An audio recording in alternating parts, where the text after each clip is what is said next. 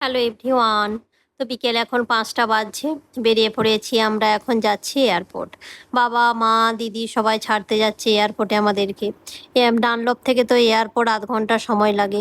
কিন্তু রাস্তায় আজকে এত জ্যাম দেখছি, গাড়ি হিলছেই না। টেনশন হচ্ছে গাড়িতে বসে বসে ঠিক টাইমে এয়ারপোর্ট পৌঁছাতে পারবো কি না, ফ্লাইট না মিস হয়ে যায়। অনেক কষ্টে পৌঁছেছি এয়ারপোর্টে। ৬টা ১৫ অলরেডি বেজেই গেছে। এত রাস্তায় জ্যাম ছিল আজকে, শুধুই টেনশন হচ্ছে কে জানে ফ্লাইট মিস করবো কিনা। তো চলুন, ফাইনালি পৌঁছে গেছি। ১৫ মিনিটের মধ্যেই ভিতরে ঢুকতে হবে। লাগেজও আছে আমাদের প্রচুর। আমি রিয়ান রিশুকে নিয়ে একাই যাচ্ছি। আসার সময় তো ট্রেনে সবাই মিলে চলে এসেছিলাম, রিমি, রাহি, রুহি সবাই একসঙ্গে। যাবার সময় ওরা ১ সপ্তাহ পরে আসবে, আমি আগেই যাচ্ছি। ১ মাস আগেই আমরা এসছিলাম। কিভাবে যে কেটে গেল ১ মাস, বোঝাই গেল না। এই যেন মনে হচ্ছে সেদিন এলাম সবাই মিলে একসঙ্গে, আবার যাবার টাইমও হয়ে গেল আজকে। তো রিয়ান রিশু দেখুন, খুশিও হচ্ছে আর দুঃখ। খুশি এই কারণে হচ্ছে অনেক দিন পর পাপার কাছে যা।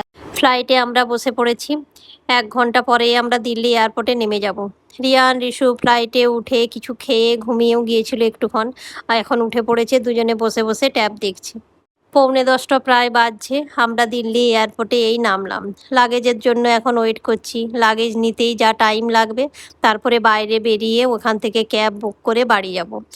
এয়ারপোর্টের মধ্যে এই দেখুন একটি খেলনার শপ আছে, সেখানে রিয়ান রিশু ঢুকে মোটামুটি সব খেলনাগুলো নিয়ে একবার খেলে নিয়েছে।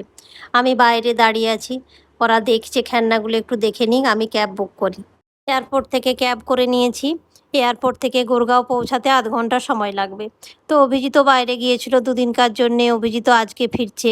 আমাদেরই বাড়ি পৌঁছাতে প্রায় ১১টা ১১:৩০ বেজে যাবে। তো ডিনার তো মা দিদি বানিয়েই দিয়েছে, মাটন লুচি সব কিছুই দিয়ে ফ্রেশ হয়ে ডিনার করব সবাই মিলে একসঙ্গে। পৌঁছে গেছি আমরা বাড়ি। তো ভিডিওটা এই পর্যন্তই। ভিডিওটা ভালো লাগলে চ্যানেলটাকে সাবস্ক্রাইব করবেন, লাইক করবেন, শেয়ার করবেন। আর ভিডিওটা কেমন লাগলো অবশ্যই কমেন্ট করে আমাকে জানাবেন।